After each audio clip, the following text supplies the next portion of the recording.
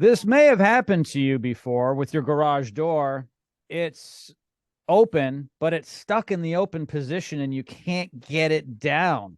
What's happened? Well, I've asked my friend Adam Greer from Easy Lift Garage Doors and More to join me here on the program to tell us what's going on with that. Hey, Adam, how are you? I'm doing great. Thanks for having me again. It's always a pleasure. Yeah, thank you for being here. We've talked about this before, and it happens. This is a common thing. You're called out to someone's home because their garage door is stuck open. What's happening here? Lots of things could be involved with that. And it is definitely one of the most common calls. I can't get my door shut. Mm. Simple solution. It's just your sensors aren't aligned, the opener's reacting, and it won't close if the sensors aren't functioning. So that one's easy. And we can usually walk people through that process over the phone to confirm that that's the problem. That one, no big deal. No safety issue. Nobody gets hurt. Just align them and go close the door. What do you do though? Sensors are good, and that door is legitimately stuck open. Could be any number of things. The cables have come off, so you're going to want to look on the sides of the door on either side. There's cables, and they go up to a drum, and on those drums, the cables will be wound on the drum. You look up there, and it's a spaghetti string looking pile of mess. That's what we call a slipped cable.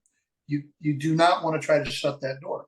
One, take a chance on just damaging the door and having to buy a new one. Because 100% of the spring tension now is on the side that isn't a spaghetti pile. So instead of sharing the load equally, you've got usually it looks like a door's crooked. One side's hanging low. Another side is the one that's slipped. Common mistake that's dangerous. And I know in our brain it makes sense. Well, I'll just release the cable that's taut on the other side. That is disastrous. Mm. It is disastrous in the sense that it usually destroys the door when it comes crashing down. That's the easy solution, honestly. Even if it's expensive, nobody's hurt. I cannot tell you how many times I pull up to a house and there's blood all over the garage floor. And the door's still stuck hanging open, and I know what's happened. I know what's going to happen. The person answers the door. They're going to have a patch usually on their face because that's where you're there working, where you're taking that cable off. Your face is right there. The forehead gets whacked. The nose gets tipped. See it all the time, believe it or not. ER visits. The other thing that happens is you pull the emergency release on the opener. For whatever reasons, the spring tension is just completely off. Sometimes they both have come off, or if the spring is broken, there's any number of reasons why there might not be any tension at all. People will pull that cord and the door goes to fall. And there's a natural reaction to reach out and stop it from falling. It's just instant. Problem is, your fingertips get stuck in the seams. It happens all the time. And when that happens, you no longer have fingertips. Yeah, we see that. So it's dangerous. What do you do when your door's stuck? Nothing. Call a professional.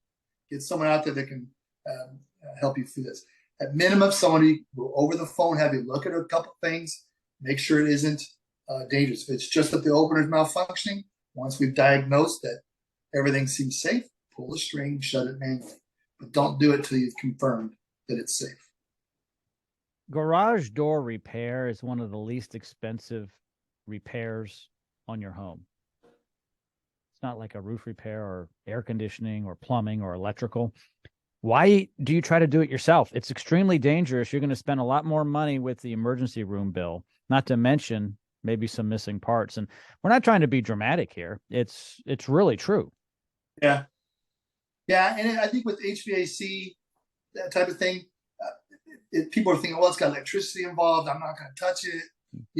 I don't want to be up on the roof trying to fix my roof.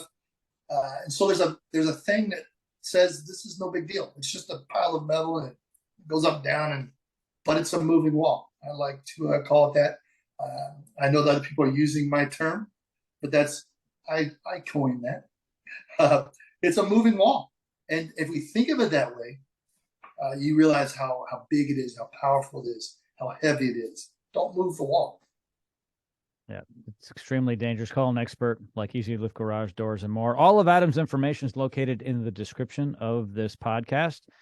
Reach out for regular maintenance, and certainly if you need a new garage door, he can help you out with that as well. He installed 2 new ones at my place. Thanks, Adam. You're welcome. Thank you.